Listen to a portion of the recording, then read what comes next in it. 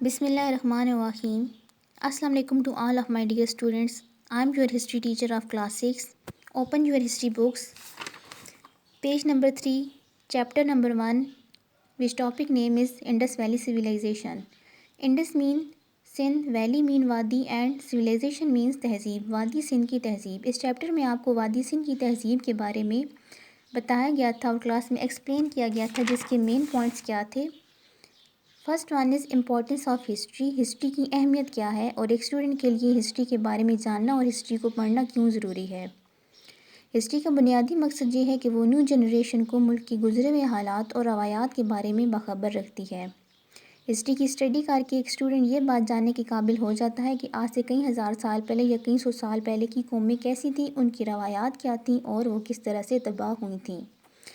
Next one is Indus valley civilization, وادی سندھ کی تہذیب. وادی سندھ کی تہذیب دنیا کی پرانی تہذیبوں میں شمار ہوتی ہے.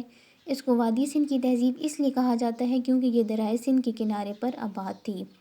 وہاں کے لوگوں کا زیادہ تر پیشہ کھیتی باڑی تھا, اس لیے وہ دریائے سندھ اور اس کے ساتھ بہنے والے ٹریبیوٹری ریورز کے پانی کو یوز کرتے تھے اپنی زمینوں کو یا اپنی فصلوں کو سیراب کرنے کے لیے یا ایریگیٹ کرنے کے لیے. Next one is the periods of Indus valley civilization. وادی سندھ کی جو سویلائزیشن تھی اس کے کتنے پیریڈس تھے, کتنے ادوار تھے؟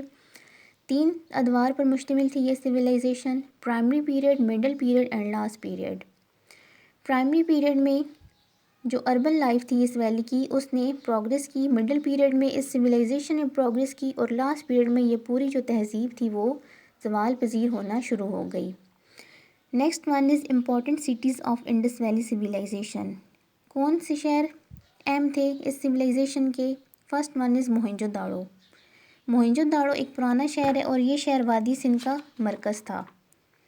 اس شہر کو 1922 میں کھدائی کے دوران دریافت کیا گیا اور یہاں سے جو باقیات ملیں ان میں زیورات, قیمتی پتھر, برتن, مہریں اور ڈھانچے وغیرہ شامل تھے. نیکسٹ ون از ہڑپا. ہڑپا وادی سندھ کی تہذیب کا دوسرا اہم شہر ہے. یہاں سے کافی باقیات ملیں کھدائی کے دوران جس میں سخت چکنی مٹی سے بنے ہوئے برتن, برونز یعنی کانسی یا پیتل کے بنے ہوئے ہتھیار اور جو پرومیننٹ چیزیں تھیں اس میں ایلیفینٹ اور ہامڈ بل کے اسکیلٹن شامل تھے. ان دونوں تہذیبوں میں کھدائی کے دوران جو چیزیں ملیں ان دونوں میں کافی ریزیمبلنس پائی جاتی ہے جس کی بیس پر ان دونوں شہروں کو وادی سندھ کی تہذیب کا حصہ سمجھا جاتا ہے. Next one is relations with other contemporary civilisations.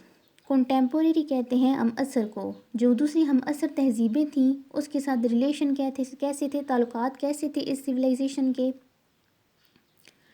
اب تک دنیا میں 4 بڑی تہذیبیں یا 4 پرانی تہذیبیں جو ہیں وہ دریافت کی جا چکی ہیں جس میں ایگپٹ, میسوپوٹیمیا, سمیریا اور انڈس ویلی کی تہذیبیں شامل ہیں. ان تہذیبوں کے آپس میں تعلقات پائے جاتے تھے.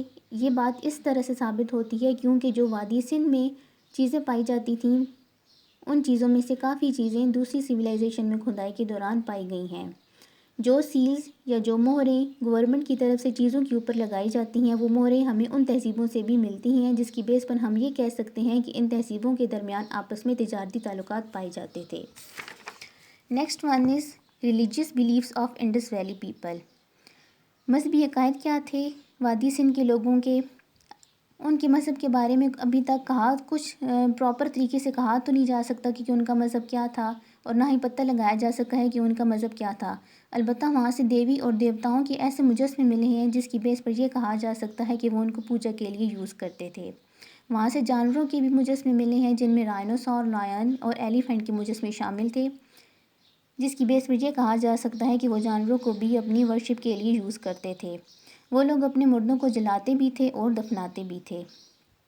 Next one is social system and its prominent features. ان کا سوشل سسٹم کیا تھا اور اس کے نمایاں خد و خال کیا تھے؟ وہاں کے جو امیر لوگ تھے وہ اونچے والے حصوں میں رہتے تھے شہر کے اور غریب لوگ نچلے حصے میں رہتے تھے.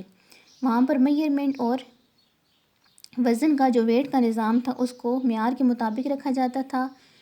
سویپرز کو اس بات کا پابند رکھا جاتا تھا کہ وہ گلیوں اور سڑکوں کو صاف رکھیں. خانہ بدوش جو تھے وہاں کے وہ کھلے میدانوں میں رہتے تھے یا پھر جنگلات میں رہتے تھے اور جو کسان تھے وہ گاؤں میں رہتے تھے عورتوں اور مردوں کے درمیان کام کی تقسیم کی ہوئی تھی۔ عورتیں گھروں میں رہتی تھیں اور گندم صاف کرتی تھیں اور کپڑا بنتی تھیں، جبکہ مرد تجارتی کام سنبھالتے تھے اور زراعت کا کام کرتے تھے۔ Now lecture is done, students. اللہ حافظ.